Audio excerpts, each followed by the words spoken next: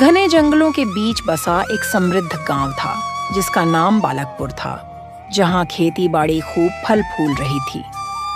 यह गांव अपनी उपजाऊ जमीन, हरे भरे खेतों और खुशहाल जीवन के लिए दूर दूर तक प्रसिद्ध था। लेकिन समय के साथ इस गांव के लोग स्वार्थी, अभिमानी और निर्दयी हो गए थे। वे अपनी संपत्ति और ताकत के नशे में चूर हो गए थे और जरूरतमंदों की मदद करना भूल चुके थे। उसी गांव के कुछ दूरी पर पहाड़ पे एक गुफा थी। वहां एक वृद्ध साधु रहा करते थे। उनका नाम गोपाल कृष्ण था। गर्मी के दिनों में उनका शरीर कमजोर हो गया था। वह भूखे थे। प्यास के वजह से उनका गला सूख चुका था। पहाड़ी इलाके में जो तालाब थे वो सूख चुके थे। हे प्रभु, मुझ में अब और शक्ति नहीं बची। अब मुझे गांव वालों की सहायता लेनी ही होगी। वह पहाड़ से उतर के घने जंगलों से गुजरते हुए बालकपुर गांव पहुंचा। उनका शरीर कमजोर था। वह बहुत थक चुके थे। वह गांव के सबसे अमीर किसान रामस्वरूप के घर पहुंचे और विनम्रता से कहा, बेटा, क्या तुम मेरी सहायता कर सकते हो? मैं पहाड़ से आया हूँ। भूख से मेरी हालत खराब है।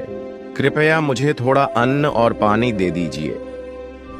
हमारे पास कोई भंडार नहीं है। हमारे पास अपने खाने के लिए ही मुश्किल से अनाज बचा है। यहाँ मांगने वालों के लिए कुछ नहीं है। जाओ यहाँ से। साधु वहां से निराश होकर दूसरे घर चले जाते हैं। भूख से मेरी हालत खराब है। कृपया मुझे थोड़ा अन्न और पानी दे दीजिए। मैं ईश्वर से आपके लिए प्रार्थना करूंगा। हम साधुओं पर भरोसा नहीं करते। ये तो बस भोजन और दान मांगने आते हैं। आप कहीं और जाइए। क्या पता ढोंगी बाबा हो। साधु वहां से दुखी होकर चला जाता है। साधु एक और युवक के घर गया, इस उम्मीद में कि कोई तो उसकी सहायता करेगा। भूख से मेरी हालत खराब है। कृपया मुझे थोड़ा अन्न और पानी दे दीजिए, और अगर कोई विश्राम का स्थान मिल जाए तो मैं आपका आभारी रहूंगा। अरे बाबा, जंगल में ही रहो ना, वहां फल फूल खाओ। हमारे गांव में कोई मुफ्त का भोजन नहीं मिलता। ये कोई आश्रम नहीं है, और अगर विश्राम करना है तो गांव में चौपाल है, वहां चले जाइए। थके हारे साधु निराश होकर गांव के चौपाल पे पहुंचते हैं। वह सोचने लगते हैं, हे प्रभु, क्या इस गांव में कोई भी नहीं जो मेरी सहायता कर सके? साधु ने सोचा, मैं फिर एक बार कोशिश करता हूँ। साधु ने गांव के अन्य घरों में भी आश्रय मांगा। साधु जब घूम घूम कर लोगों से सहायता मांग रहे थे, तब उन्हें कई लोगों से क्रूर भाषा का प्रयोग मिला। कुछ जगह पर मना कर दिया गया, उसे दुत्कार दिया, उसका अपमान किया और उसके साथ बुरा व्यवहार किया। यह देखकर साधु को बड़ा दुख हुआ। घूम घूम कर वह थक चुके थे। उन्हें पानी तक नहीं मिला। वो सोचने लगे, मनुष्यता तो बची ही नहीं है इस गांव में। यह मत भूलो कि अहंकार और निर्दयता ही विनाश का कारण बनते हैं।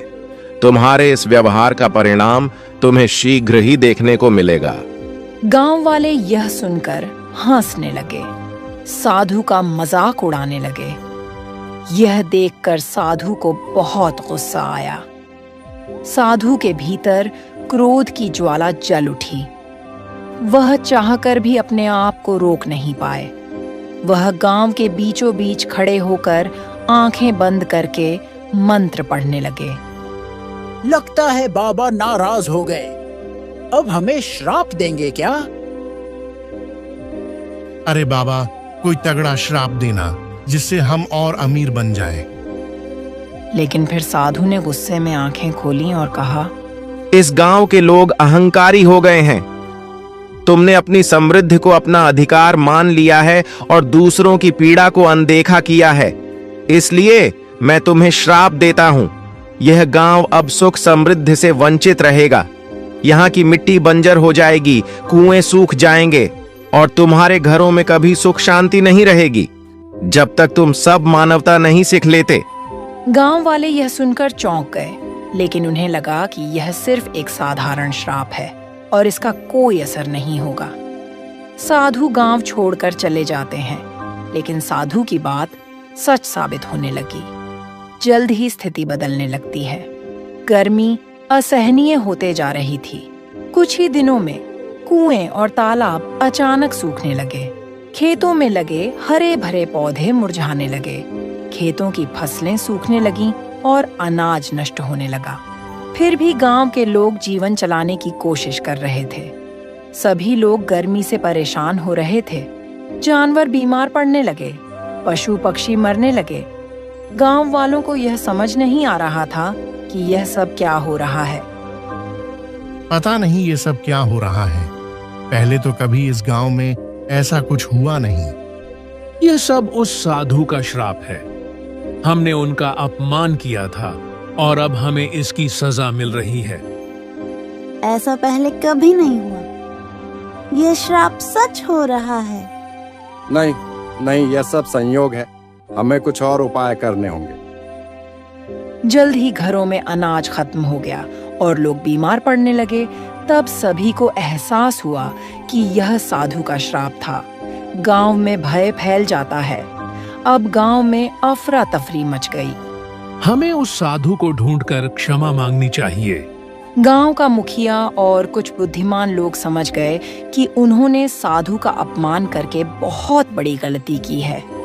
उन्होंने गांव के सभी लोगों को इकट्ठा किया और कहा, हमें उस साधु को ढूंढकर अपनी गलती माननी होगी, वरना हमारा गांव पूरी तरह बर्बाद हो जाएगा। सरपंच समेत सभी गांव वाले साधु की खोज में निकले। गांव के कुछ लोग जंगल में साधु को ढूंढने निकले। तलाश के बाद वे उन्हें जंगल में एक पेड़ के नीचे तपस्या करते हुए मिले। वे साधु के पैरों में गिर पड़े और रोते हुए बोले, महाराज, हमने बहुत बड़ी गलती की। कृपया हमें माफ कर दीजिए और अपने श्राप को वापस ले लीजिए। महाराज, हमसे भूल हो गई, हमें माफ कर दीजिए। हमें नहीं पता था कि हम इतनी बड़ी गलती कर रहे हैं। कृपया हमारे गांव को इस संकट से बचाइए। अब पछताने से क्या होगा?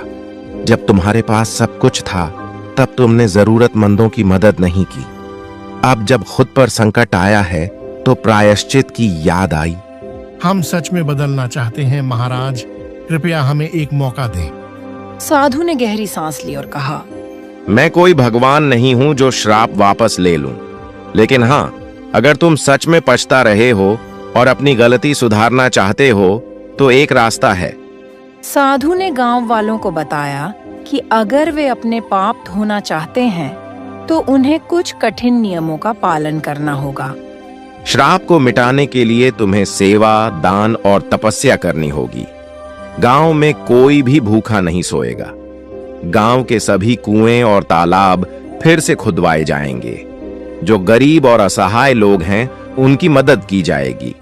गांव के लोग लालच और अहंकार को छोड़कर सादगी से जीवन बिताएंगे। किसी भी अजनबी के साथ सम्मान से पेश आना होगा।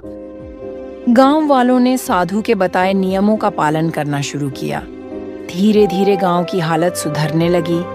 बारिश फिर से होने लगी। सूखी जमीन फिर से उपजाऊ हो गई। खेतों में हरियाली लौट आती है। कुएं में फिर से पानी आ गया और गांव की खुशहाली लौट आई। गांव वालों ने साधु को फिर से बुलाया और उनका आभार प्रकट किया।